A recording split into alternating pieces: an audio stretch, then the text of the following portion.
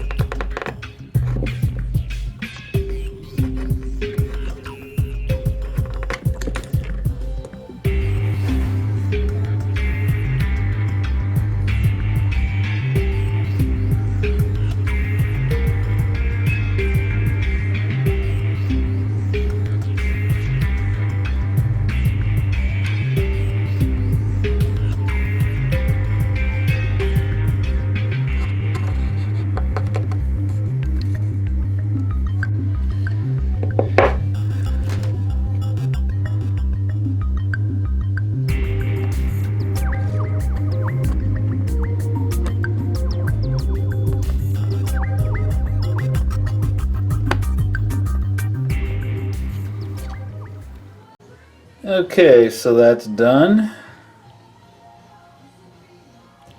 So now we got to go back onto the layout and actually hook these up to the bus wiring. Yes, they're both red wires, and that could get confusing for some, but we're going to take care of that color confusion, well, right now. So there's one of the tracks poking through there, and the other one over here, and obviously my wires are too long, but that's okay. It's easy to take care of that with wire choppers. So I know that the inner track is going to be one color and the outer track is going to be the other color. Innie and an outie, left and right. So the right on this one and the left on that one are going to be, I'm going to make those black or negative, and the outer one's going to be positive. So how am I going to take care of that? Well, probably a simple matter. And when you got to do things one hand, sometimes you got to use your teeth. So I'm just going to take this black marker here, and I'm just going to paint that guy black. Look at that. How that magically becomes black like that. You see? You see? I don't have to buy black wire. I just have to paint it black. Now I could just leave it because I know what they're going to be, but that's what we're going to do. Now one is black and one is red. Look at that. Magic. It's like magic, folks. Look at that. Look at that. How easy that is, and I just saved myself $10 on a separate roll of wire. Whoo! Now I've got to hook all this up. Yeah, that's going to be fun. So I've got this fun little Lego set right here. You got a picture of a Jeep. So, rugged off-road. Thank you for choosing Nylite. Okay, so yellow, blue, and red thingamabobs here. So these clamp around, or will clamp around as I drop it. These will clamp around the bus wires. And then when they clamp and squeeze together, they form a plug end, which then you take this and you plug it in like so. Okay, so this is the idea. So this will go to the track wire, feeder wire. This will go to the bus wire. Magic things happen, and we've got power. So I got to see which color I need. Color goes with the gauge of wire, and then I've got my pressure appliers here to squeeze them home. So this is my first time using these, and yeah, we'll see how they go. I will have to crimp these, and these look way too big. I can already tell. Probably the red ones or the blue ones. One of those two. So the red ones seem to fit the best. Pressure applicators here, and we're gonna I don't know what we're gonna do here. This isn't quite like those other ones I was using, so I guess we'll just do that around there, and then we'll get the pressure applicator out here, squeeze it home. And I heard it click in the lock, the little lock at the end. I heard it click in, so I'm gonna call that a success, and we'll see if this also works just as easily. So far that was really nice, and I like nice and easy. A guy likes nice and easy, so let's just see if this also. I didn't hear it click, but it is clicked in. So I'm going to start with the wire that I painted black. No, I haven't trimmed these back. Well, that didn't work. I wonder why that didn't cut the wire. That should just slip the insulation off. I guess that time it did. Just go ahead and slip this on in, and let's figure out a crimpy thing here. Well, we got all three colors on the same crimp thing here, so let's just go ahead and squeeze out on home. It's good enough for government work, so we'll just bend this into place. Well, it seems like it plugged in. I'm not quite sure if I like the solid core wire or not for this. I haven't decided. It's kind of working, and then it's kind of also a pain in the butt. So, I don't know. Oh, well, I gotta redo that one, because that one just decided to fall off.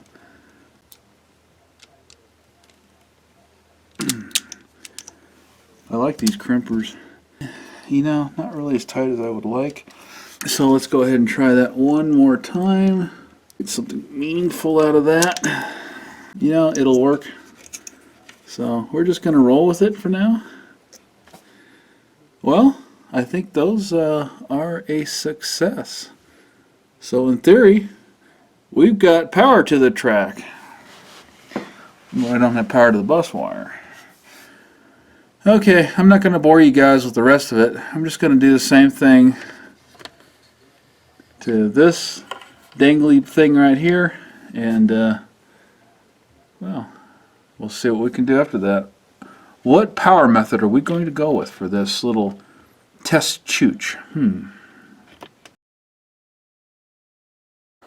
Well, we're getting close to that moment of truth.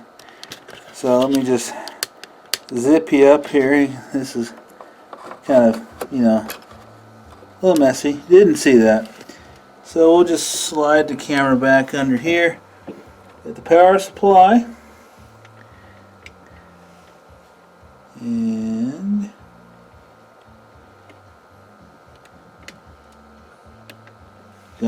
box wired. See if I can move this down a little bit more here, guys. Yeah, there we go. Our control box is, yay, 12 volt. The power supply, as you can hear, it is on because I've got the green and black pins jumper together, which kicks the power supply on. Ooh, hello. This guy right here.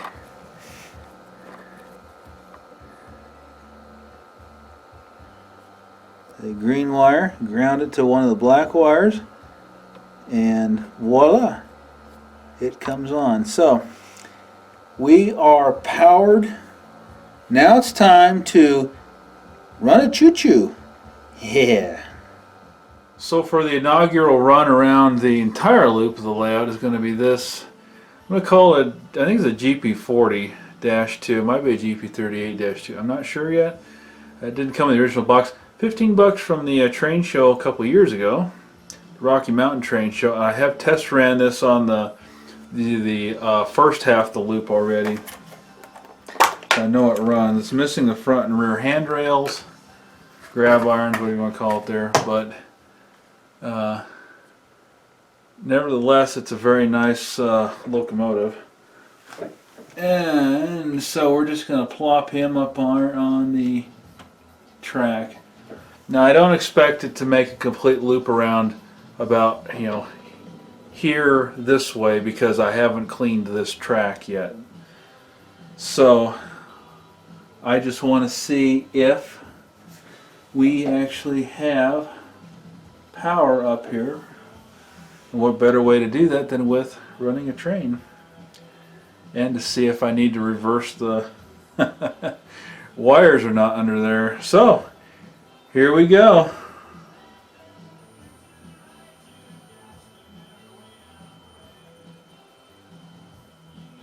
And it is going. And it stopped. Yeah, dirty track. Let's just kind of clean that there like that. Okay.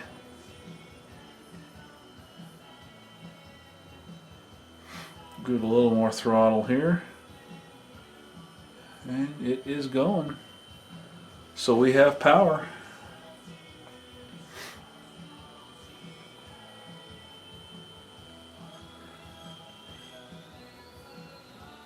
Sounds like I'm running it on the high frequency. PWM, high frequency pulse width modulation. Gets those motors spinning a little bit better there. This is something that's built into DCC decoders, but you don't get the nice little, you don't hear the frequency. Yeah, I just lost it there.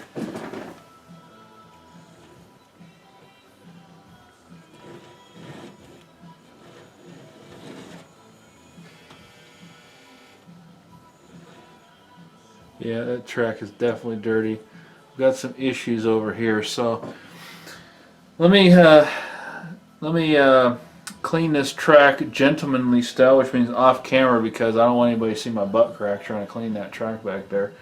And we may have to get the whole furniture slider thing feature going here again to get way back in there. But hey, it made it that far, so I know my controls work, so that's something. Alright, so I reached back there and did a little around the whole loop here. Kind of straightened up some of the joiners. None of this is tightened down or anything, so let's go ahead and give this a try two for the maiden voyage around the track. So here we go. Oops, I got it backwards there. Flip that. And there we go.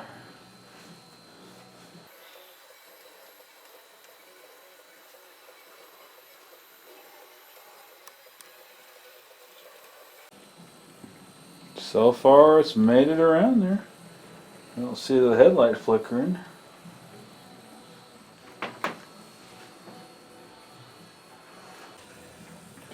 Hon, hon. What'd just make our own sound effects.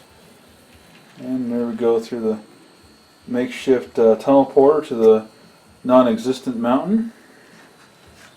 And let's chase it around the corner here if we can without making too big of a frickin'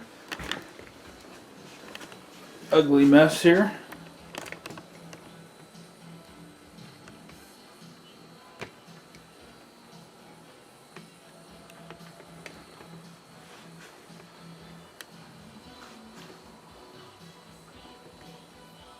And I'm confident of this section because I've already cleaned and tested this section, so the few locomotives, just to make sure some of my stuff still worked.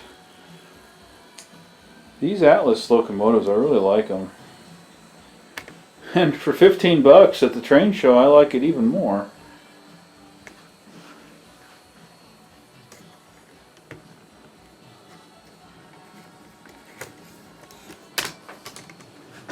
Alright. And we're nearing one complete loop.